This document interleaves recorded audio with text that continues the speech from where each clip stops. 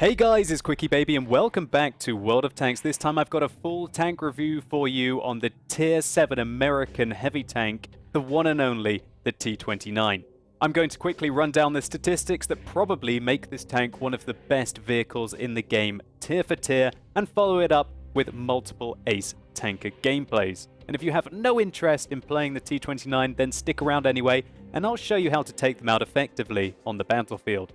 The T29 has one of the lowest hit points at Tier 7 for a heavy tank, with only the AMX M4 45 having less hit points at 1,200. This means that the T29's 1,250 hit points cannot take a severe beating compared to tanks such as the FV201 or the brand new Oni, which has got 1,550. This can be a little frustrating when you start to meet big, high alpha damage guns such as the BL-10 on the ISU 152. And while your hit points are significantly higher than you had on the M6 at Tier 6, you certainly don't want to take a beating unless you have to. The T29 is also a hefty old girl weighing 65 tons. It might surprise you that a Tiger, which looks like a big fat tank, weighs 58 when fully equipped, weighs less than 47 tons, and so this means that don't be afraid to ram your opponents in the T29. You're certainly going to finish off on top quite a lot of the time. Now, the engine power of this tank is okay. It's got an 800 horsepower engine,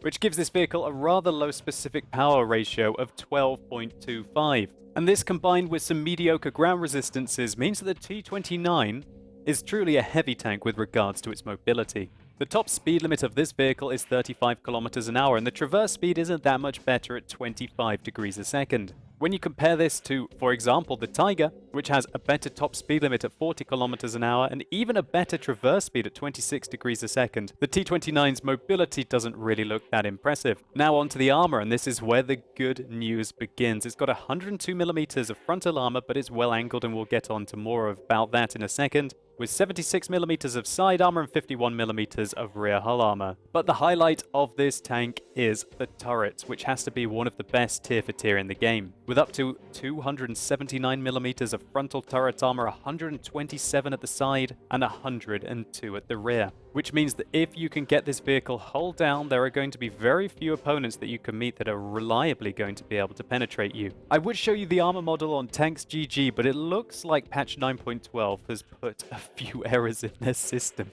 And so back to Tank Inspector it is. So while the frontal hull of the T29 is 102 millimeters, we can see that the lower plate is 70 millimeters. Also, the lower plate on the T29 is quite flat, as we can see here. And so that means if you have a T29 frontally, the lower plate is a very easy opportunity to penetrate it, ranging between 74 millimeters to, at its thickest, 115. And if he's angling at about 45 degrees, you're still going to be able to get through most of the areas reliably. And if he angles any more than this, that means that his side armor becomes an easy penetrating shot. However, the upper hull armor, as it's angled, can get quite thick if you angle the front of the vehicle, ranging from about 170 to 190 if you manage to get this tank hull down like this. One thing to watch out for on this vehicle is there is a machine gun port on the front that sticks out and is very flat, and so if you have a shot on this, it's about a third effective armor less than if you were to shoot the angled hull. And from the side, you can manage to hit the side of the machine gun port as well. Now let's review the turret armor. We can see that the mantlet is gargantuan. At its thinnest, it's 280, and at its thickest, it's over 700 millimeters. Outside of that, you haven't got that much better chance of penetrating it if you only have the front of the vehicle, with the whole ring surrounding the mantlet between 200 millimeters and 280. There is an area directly above the mantlet that if you can hit is 200, so you can take that as a chance. But if the tank is using its gun depression like this, then that makes this target very much harder to hit. And the cheeks you're really only going to pen if you've got super high penetration rounds. If the vehicle is not using its gun depression, there is a cupola on top of the tank that you might be able to take advantage of. It's quite prominent, as we can see here, and is good for about 160 to 170 millimeters of effective armor. If you have the side of the vehicle and you've got a low penetration gun, don't risk shooting the side of the turret. Even if his turret is angled just like this, it's still up to 150 to 200 millimeters of effective armor. You've got far more chance going through this 76 millimeters of side armor, and at the back half of the tank it's only 51 millimeters thick. While the tracks are large and add 20 millimeters of spaced armor to the vehicle, if you shoot above them, it's very easy to penetrate the side armor of the T29, even if he's angling at about 45 degrees like this. And so that means if you're playing the T29, you'd need to angle the armor pretty much like this, trying to go backwards and forwards and hope that they jam one into your tracks and it gets absorbed or hit the side armor, which is well angled. But realistically in the T29, you shouldn't depend on your hull armor unless you're engaging tier 5s and tier 6s angled like this. Any tier 7 and above tank is going to be able to penetrate you pretty damn reliably. And so the key to you winning the game is to get hull down, only exposing the front of your turret, and then you can let this beautiful gun go to work. The T29's top gun is this 105mm main armament, which fires 5.26 rounds a minute with 198mm of penetration on its standard rounds. That penetration is very healthy indeed when we compare it to, for example, the 122mm guns on the Soviet tanks, which have 175mm of penetration. Now, while your alpha damage is slightly less at 320 compared to the standard 390 that most tier 7 heavy tanks get, your accuracy is slightly better at 0.42 rather than 0.46, and your aim time is so much better. It's one of the best things about this gun, is that for some reason this 105mm gets 2.3 seconds aim time. Even the Tiger's 88mm has 2.7 seconds aim time, and this vehicle can't use vertical stabilizers like the T29 can, which makes the aim time on this 105mm negligible compared to what a standard tier 7 heavy tank would have. And that is truly one of the strengths of the T29. I should also make a passing mention that if you're willing to fire a few more premium rounds, that the 90mm on this tank can be very competitive indeed. Not only is it more accurate, its very high rate of fire means that the DPM is actually 12.5% better than if you use the 105mm. But the penetration of the gun is 38mm worse, so you will have to compensate by firing APCR rounds if you want to go that route. Finally, the vehicle is quite competent at spotting for itself with 380 meters view range. Much better than, for example, the AMX, which gets 360, and so much better than the Soviet tanks, which get between 340 and 350. And finally, one thing you should watch out for is that the turret traverse speed on this tank is a rather lowly 26 degrees a second, which can be quite frustrating when you're trying to hide the large side profile of your turret and keep that very effective frontal armor to your opponents. Anyway, that's quite enough theory crafting. Let's get stuck into some gameplay. So firstly, we're playing on Himmelsdorf, and the matchup hasn't been that kind to us. There's quite a few tier 8s on the enemy team and not many tier 6s.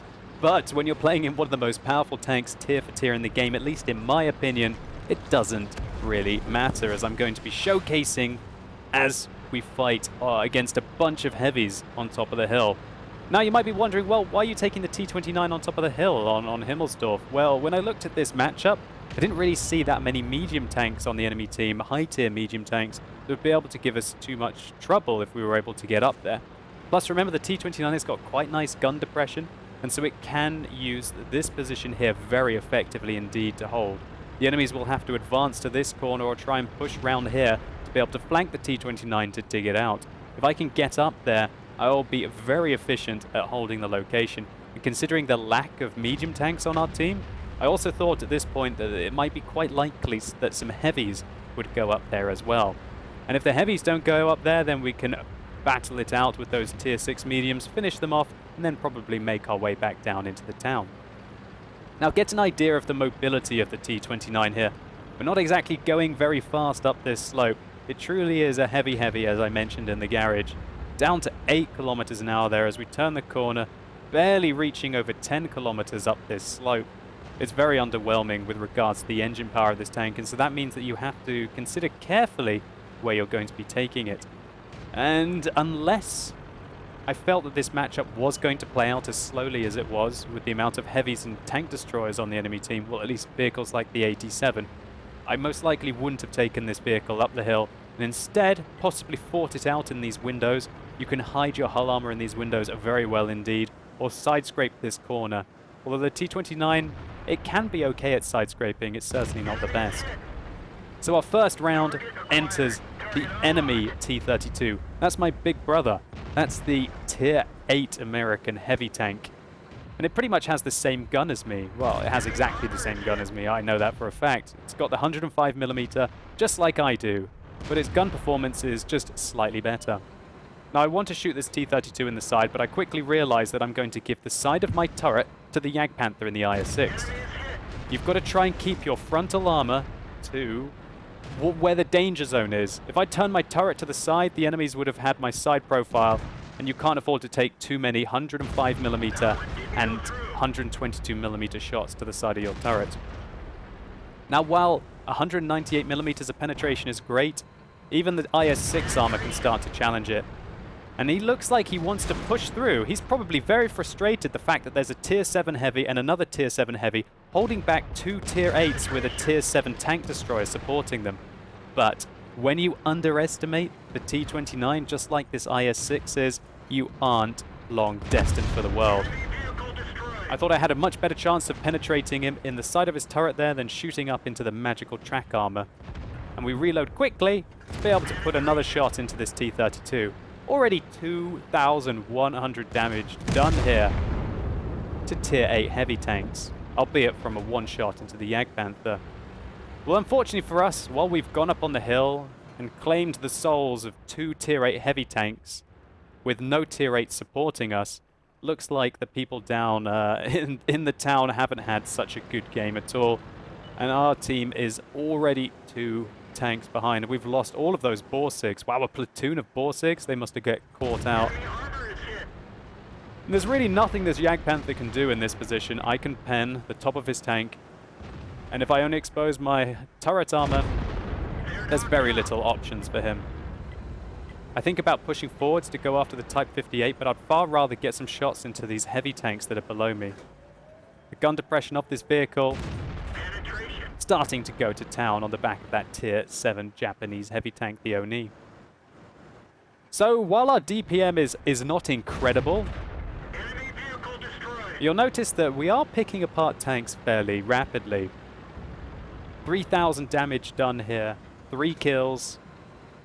We're 4.5 minutes into the game. Damn, the magical side armor of the IS-3 there absorbing that shell into the void. But we are down by 4 tanks. This is going to be a tricky shot. Wow, what a hit on that ELC AMX. But we're still down by 4 tanks. So we turn around and try to deal with the T-71. Actually, maybe we were down by 6 tanks and I just can't count after we just picked up a quick couple of kills. So a T-71 managed to get our side armor there. That's certainly not a tank that you want to have shooting you. With that 90mm gun, that little pop autoloader, it's going to be able to rip you apart very quickly indeed. And actually thinking about it, it's a 76mm, not a 90mm, right? The T29 side armor is not going to be able to hold up very well against the T-71. With 150mm of penetration, he's able to dish out the pain, able to do, I think, 900 damage if he manages to put in all 6 shots into your tank. So we hit the Type 58 there, finally taking him out, and we put ourselves in a 1 versus 5 situation. We've got 5 kills and 3,500 damage. If I was to die here, then it would be a fair cop, you know. I have to deal with quite a few scary tanks on the enemy team. There's that IS-3 that we tried to have a punt at earlier. There's also a Super Pershing who seems to be doing exceedingly well with 4 kills. The T-43 and a T-71 who are in a platoon together and likely to work together well. Now the enemies aren't putting pressure on my cap circle, and I feel like I'm not going to win a 1 versus 4 situation against tanks which are higher tier than me, especially considering that the Super Pershing is very healthy and I have to hit the IS-3 3 times, as well as these Tier 7 tanks. So I was hoping that they would come at me one by one, but unfortunately the Super Pershing put some pressure on the cap. We penetrate the lower plate of the IS-3, and now I load a premium round. I was worried that he was going to face hug me, and this premium round with a 246mm of penetration gives me a much higher chance against the IS-3 if he was to face hug me. So those Tier 7 tanks tried to get behind me, which gives me the intel that it's just the Super Pershing in the cap. Great, I might have time to win this game yet. Now realistically, I don't need any more APCR rounds, and so I'm kind of wasting premium rounds on this T-43. But I was absolutely shaking at this moment at the opportunity that I had. We put our first shot into the T-43, and I decide that it's time to use my repair cat to be able to get away from the T-71's autoloader. Then the T-43 foolishly tries to ram himself into me, and we find that the T-71 is firing heat. Now, spaced armor works very well against heat, so I've given him the side of my tracks. So that 20 millimeters of spaced armor on the side of the tank will be able to bounce his 200 and roughly 30 millimeters of heat penetration very, very well indeed. So he managed to fire 5. That means he's got 1 left. I can't faff around. I've got 20 seconds left into the game. If he kills me, he kills me. That's fine. Luckily, he shoots me in the turret, misses, and I take out his tank. That's our 8th kill. 5,000 damage in. We've got 10 seconds left. Don't mess up. Oh, God, you crashed into a building, you potato. 4, 3. Got to risk it. 2. You're dead for. Everyone get out. Ouch. What a mistake at the end of the game. When I was playing this game, my nerves certainly got the best of me, and that tiny little bump into the corner might have been the 2 or 3 seconds that I needed to put a shot into the Super Pershing. Unfortunately for me, as he was firing that APCR round, there was very little chance that we were going to absorb that 240 millimeters of penetration. I felt like I handled the situation against the T-43 and the T-71 fairly well, but the key mistake here was that I clipped this tiny little corner with my inside track while I was trying to get into sniper mode. I thought that I was going to have to pull off a shot on a Super Pershing who was likely to be here. If I'd had more time, I could have wedged in my tracks here and side-scraped out to take a look for him. And maybe I was too passive with my plays against the IS-3 on the hill, waiting for that ambush, and I didn't have time to make it. Nevertheless, this was still an excellent result for the T29, showcasing a lot of the strengths of the vehicle. Let's just take a very quick look at the post-game stats. So this was one of the highest experience games that I've had in the last few thousand games. This was 1,915 base experience points for our loss, and as we managed to secure 8 kills, we got a Radley Walters Medal High Caliber for this defeat, meaning that we got a Courageous Resistance experience bonus, giving us a total of 2,873 experience, even though we didn't manage to win. We fired 22 shots here, and as they were all at close range, all of them hit. And of those 22, 19 penetrated, giving us a total of 5,000 damage done. Our armor held up pretty well, with only 6 out of 13 shots penetrating us, giving us a total blocked by armor of 760. And it felt like in that game that people knew about how strong the T29's turret armor was, and they simply just didn't bother to shoot it. And quite often with the T29, when you get into games with less experienced players, you can pull off ridiculous amounts of blocked damage. I used the T29 to complete some of the Heavy Tank 12 missions where you were required to block over 3 times the health of your vehicle and do 2,000 damage in a single game. It really is just that effective. So now we're in a much nicer matchup for the T29. There's even Tier 5 tanks to engage on the enemy team, with roughly a third being Tier 7, 6, and 5. So I'm playing on Sand River. Sand River is a much better opportunity to get some hull down positions for the T29. And do you know what's even better about playing on Sand River on the T29? It's when there's no artillery on the enemy team. So we can be very, very patient in those hull down locations and hopefully showcase the turret armor of this tank. Or at least, it's a bit funny because, as I mentioned, quite often people just don't bother to shoot at the turret of this tank anymore. A bit like the frontal armor of a VK4502. Do you remember when they changed that Tier 9 German heavy tank to having such amazing frontal armor? People would just go into the game and just go, what? I can't penetrate it. And then a few months down the line, now no one even really bothers because they know about what the capabilities are. So we put a good shot there into the VK3002D at the start of the game, and another one into the KB3. In this kind of a position, it's all about using your awareness to figure out if tanks are going to be able to hit the side of your turret, or worse still, your hull armor. And I was worried about the E25 who's up in that corner of the map. As you can see, I'm having a gander at him consistently. Luckily for us, he's lost a large amount of his hit points now, and I don't really need to worry about him so much. The 200 millimeters of penetration, easily able to butter its way through the VK302D's armor there. So this is just a regular kind of shootout in World of Tanks. Trying to find another shot on him. That time we bounced off his turret armor, but luckily our armor just held up against the might. Was that an ONI or is it an OI? The OI on the enemy team, that's 700 damage blocked right there, as you can see in the bottom left-hand corner of the screen from the OI. He's using that 150 millimeter caliber gun. But luckily our hull armor held up. there we go. We bounced another shot, this time off the turret from the IS. Where did he hit us there? Right on the mantlet. There's no way that one was going to be going in. And if you can manage to get the vehicle hull down, it truly is just spectacular in these kind of situations. Well, you think it's going to be spectacular, and then they hit a sneaky shot into the cupola. Lovely hit there by the IS on the enemy team. Such an inaccurate gun with a very long aim time, and we have lost pretty much all of our hit points. So, while I've been raving on about the turret armor of the T29, like everything in World of Tanks, it can be quite troll indeed. Oh goodness, that OI's huge derp shell just whizzing over the top of our tank there.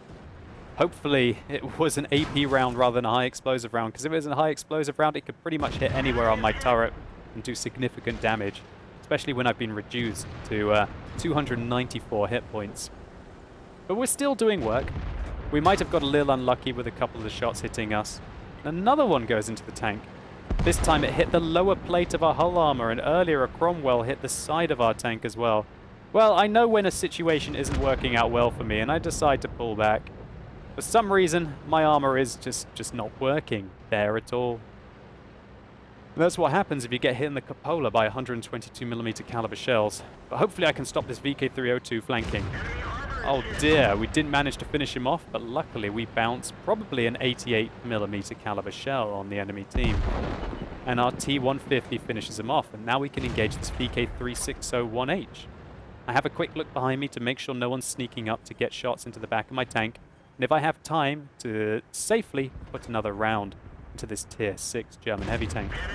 The answer is yes, and that 348 alpha damage, nice roll there, really can take huge chunks out of your opponents very quickly. The rate of fire / alpha damage combination on the T29 can certainly surprise opponents. And it can also be very nice for when you're trying to out-trade larger heavy tanks.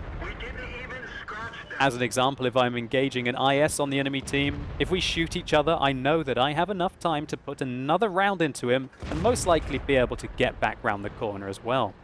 If we have a gun rammer and equal crew skills each, of course.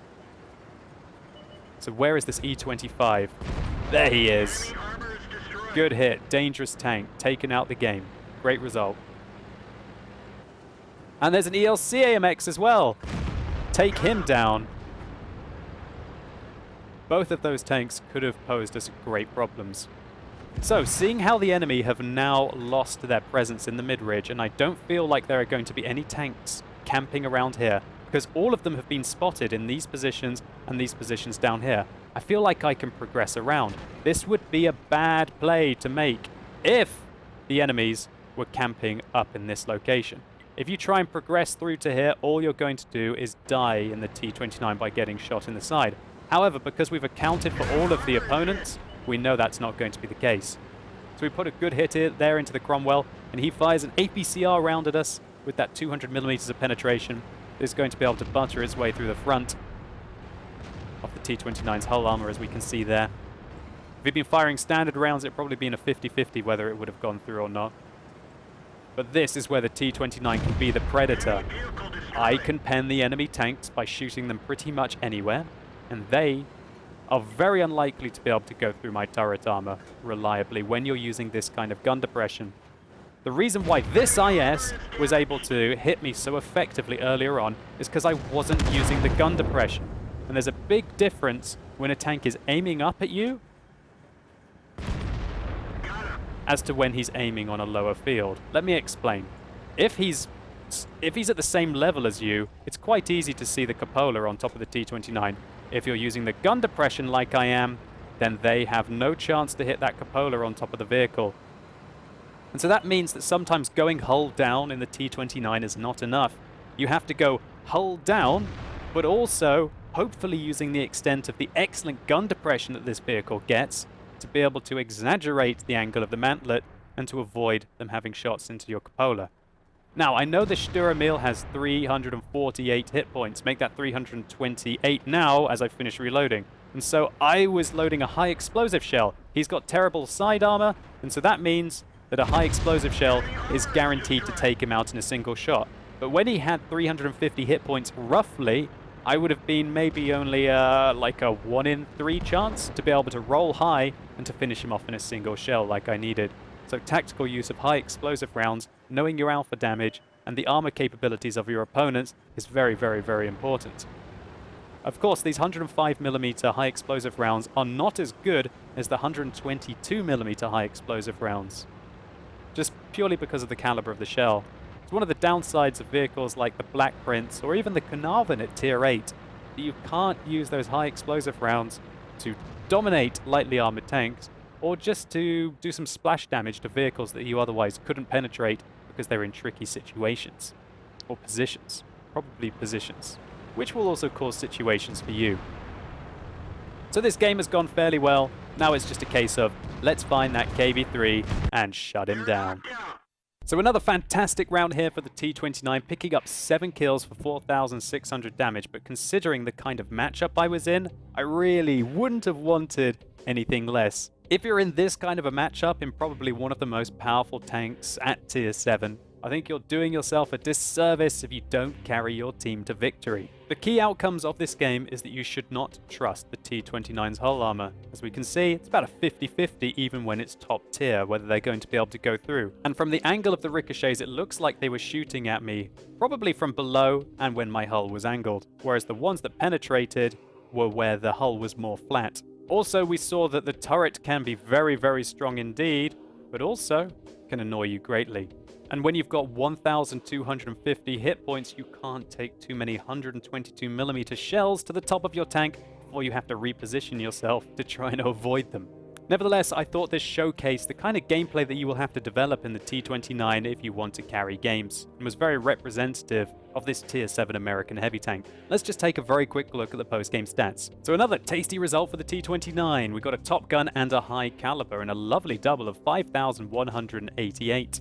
This time our marksmanship was less impressive. We hit 19 out of our 23, but 17 of those penetrated, as you would expect when you're shooting at equal and lower tier tanks with 198mm of penetration. Our armor held up pretty well. I mean, we took 1,520 that we blocked, giving us a potential damage received of over double our hit points, 2,705. So all of these aspects make this vehicle definitely one of the strongest tanks at tier 7, and a contender for one of the best tanks tier for tier in the game, I'd say. When you start to learn the maps and the different hull down positions, the T29 becomes a very rewarding experience. This was the second tier 7 heavy tank that I ever played in the game, and I quickly figured out what the advantages of gun depression and a strong turret are, with the T29 rapidly becoming one of my favorite tanks several years ago. However, I don't really play this vehicle anymore because the novelty, the thrill, and the challenge have disappeared. So hopefully you guys enjoyed this video, or maybe the review was just useful to you. If it was, please do consider giving this video a like down below. It really helps the channel out. And if this video has sparked your interest in the tier 7 American heavy tank, then simply click through up here or use the more info icon in the top right hand corner of your screen to see Mr. Wigan carrying his socks off in the T29. And let me know in the comments down below what you guys think are some of the best vehicles in the game tier for tier, and why. And as always, thank you so much for watching. You've been epic, and hopefully I'll see you soon.